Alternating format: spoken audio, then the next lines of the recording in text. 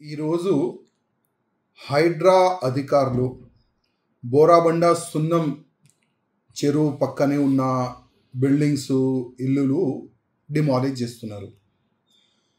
నేను హైడ్రా కమిషనర్ గారికి అదేవిధంగా తెలంగాణ ముఖ్యమంత్రి గారికి ఇంతకుముందు కూడా చెప్పిన, ఇవాళ కూడా చెప్తున్నా. ఈ ఫాతిమా ఓవైసీ కాలేజ్ని మీరు ఎప్పుడు డిమాలిష్ చేస్తారు? వాళ్ళకి నోటీస్ కూడా పంపించేసినారు. మళ్ళీ ఇంకా లేట్ ఎందుకు అవుతుంది? ఇవాళ జనాలు అంటున్నారు ఈ హైడ్రా కాదు, ఇది హైడ్రామా నడుస్తుంది. పేదోళ్ళది ఇల్లులు పొలగొట్టడానికి ఇమీడియట్గా వీళ్ళ దగ్గర జేసీపీలు పెద్ద పెద్ద మిషన్లు దొరుకుతుంది. మళ్ళీ ఈ ఫాతిమా కాలేజ్ని పలగొట్టడానికి ఎందుకు ఇంత లేట్ అవుతుంది? ఏదో కాంప్రమైజ్ అయిపోయిందా ముఖ్యమంత్రికి ఎంఐఎంఓలకి?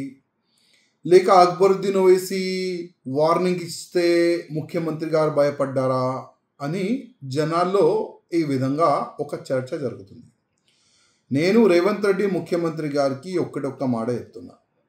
మీరు ఇంత పెద్ద ఎత్తున హైడ్రా ఒక కమిటీని మీరు యాక్టివ్ చేసినారు, దానికి ప్రత్యేకంగా ఒక కమిషనర్ అపాయింట్ చేసినారు.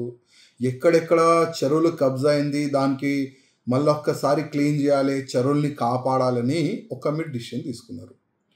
కానీ ఎప్పటి వరకు మీరు ఓవైసీ కాలేజ్ని డిమాలిష్ చేయరు అప్పటి వరకు మీరు ఫెయిల్ అనుకోండి. అప్పటి వరకు మీ ఫెయిల్.